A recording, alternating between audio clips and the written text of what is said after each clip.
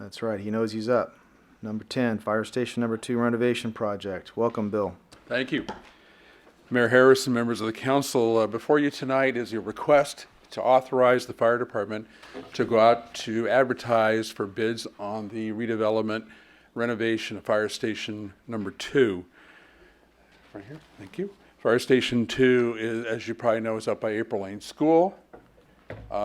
Was built in 1979 to serve the north part of the city. Actually, when it was built, there was no construction north of the fire station at the time. It was originally staffed for a two-person engine company, and it was designed to blend into the neighborhood, which has been one of the problems we run into. It doesn't look like a typical fire station, or operate as a typical fire station. Station was originally built to house 2 firefighters. In 2006, we received a SAFER grant, and we were able to take our daily staffing from the 2 people, added one additional person for each shift, and bring it up to 3. The station used to have an open dorm with Murphy beds, and it was changed, I think in the 80s or so, to 3 semi-private rooms with 3/4 walls and a curtain closure. You'll see kind of at the top of the wall is actually styrofoam, and that's sort of to stop the snorers from interrupting the people next door. Current situations that we have dry rot, and we have dry rot on a number of locations. We believe we have some structural issues. The construction project we're talking about is to replace some of the beams that run through the building. We have an issue that the kitchen, again, was built for 2 people. It's very, very small to serve 2 people. There's not ADA accessible, and there's no opening windows in the kitchen or any remaining portion of the building. So if something burns, that smell stays in the building. We have functional conflicts due to the limited space for a 3-person crew.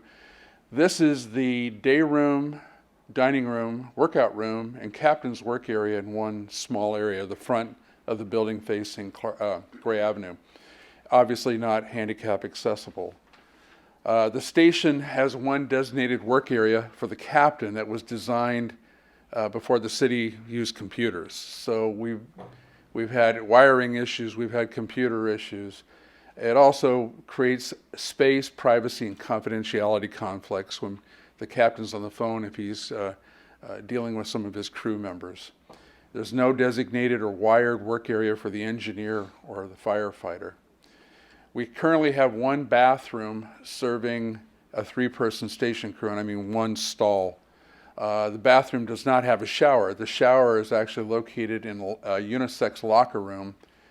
The shower is not handicap accessible, and there's no separate shower or bathroom for female firefighters. We currently don't have female firefighters, but at one time we had 3.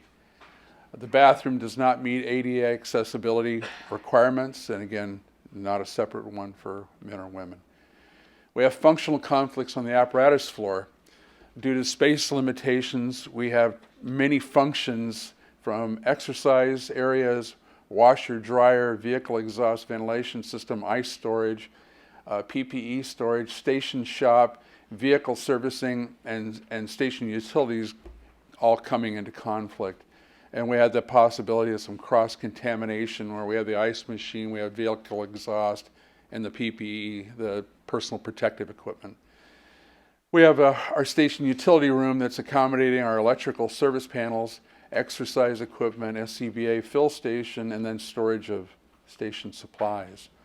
And from an energy management status, this is the smallest station in Yuba City, but per square foot it's the most expensive to heat and cool. It has single pane windows on the west side exposure that heats up the interior of the station. Again, there's no opening windows. We lack ventilation, and it's an older heating and air system. We've done some recent work because this project we knew was going to be big. We had an architect who worked on Station 4. They quoted this project to be $2.3 million to upgrade.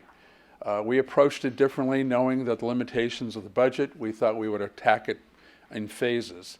Our first phase was to deal with installation of an ADA accessibility improvements from a handicap parking stall accessibility route up to the front of the station, and then upgrading the front of the landscaping. The most recent work was done in 2015, and it was to remove the asphalt at the back of the station. We were having the asphalt failing. With the weight of the trucks coming in and out of there and the turn radius, we decided to go with concrete, providing concrete surfaces to the access points to the rear of the station, undergrounding utilities, drainage improvements, security fencing, relocating our emergency generator, and some site preparations for the new dorm expansion. The phase that's have presented to you for consideration tonight to go to bid is a construction of a new 1,330 square foot dorm addition, which will include 3 separate dorms and 2 separate bathrooms, and 1 being ADA accessible.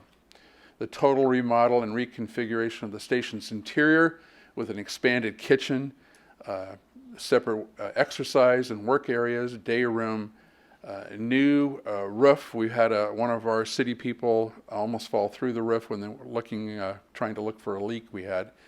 A new station alerting system, communications antenna, making this facility ADA accessible, and having enclosed and ventilated PPE storage room and improved HVAC system. I've mentioned ADA a lot, and a lot of times I know we'd say, what's the fire department need, or fire station need to be ADA accessible? You're not going to have somebody who's going to have maybe in a wheelchair or what have you. We had a recent situation that the engineer we're working with brought up to our attention. The city of Santa Rosa had a new station, brand new, that they made decisions along the way saying, it doesn't apply to us. They had to take a brand new station and tear out almost $1 million of new work because it didn't meet ADA standards. It applies to government as it does to businesses. The Station 2 project finances. Our city engineer, the engineer we have on the project, Estrada Engineering, estimates the renovation project to be 1.5. We currently have $1,063,075 set aside in our CIP for this project. We're requesting authorization to go to bid to determine the actual cost. We know that our engineer is very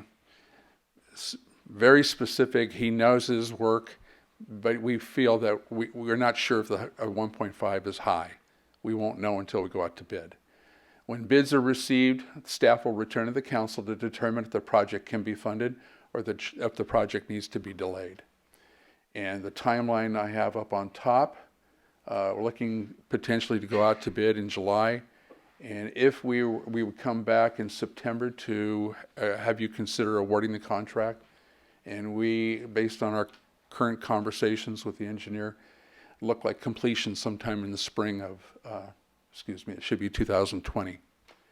And if you have any questions, I'd be more than happy to respond to you.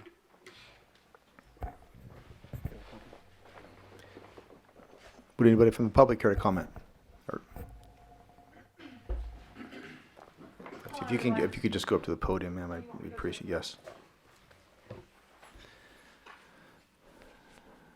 And if you could please state your name and address as well, please. If anybody else would like to comment, feel free to get in line. Hi, my name's Margaret White. I live at 1690 Gray Avenue.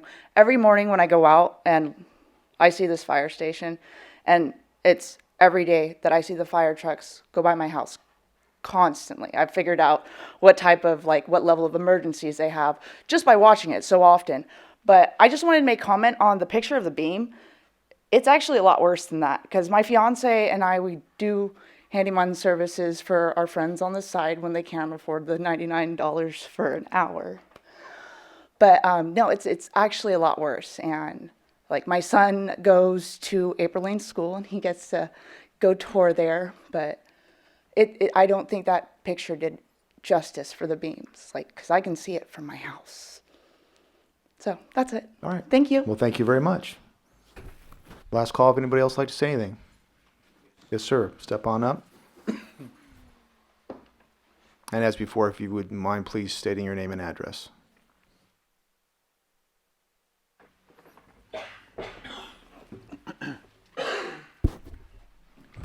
Yes, my name is Lawrence Mertz. I live off of Stabler Lane in North Yuba City. And I think this fire station needs to be upgraded to 3 stalls. The city keeps growing and growing and growing, and that station's the only thing that takes care of North Yuba City. And 2 trucks is not enough when they have a fire. And I think that it needs to be upgraded to handle growth upgrades to the city. The amount of money that's going to be going into this needs to be reconsidered to enlarge the station capabilities. Thank you very much, sir. Bill, would you care to comment on that? I will say that when we have a structure fire, the general policy is to send 3 trucks from 3 stations at one time. And if there's a second alarm, we'll pull in either our other 2 fire engines from the other 2 stations or call in for mutual aid from one of our local agencies. So generally the policy is on a structure fire, you're going to see 3 fire engines plus a battalion chief responding to determine what the condition is, and then it would upgrade from that point. But we pull in from a large area, Station 7, which is out in Tierra Buena, and this station on Gray Avenue cover the north area and respond to each other's calls. I hope that answered your question on that. Thank you. Anybody else from the public? All right, bring it back to council for any questions, comments, or action. I'd like to make a motion adopting a resolution approving the plans and specifications for Fire Station Number 2 renovation project and authorizing advertisement for bids on the project. I'll second. First and second to approve staff's recommendation. All those in favor? Aye. And opposed? All unanimous. Thank you very much. Thank you.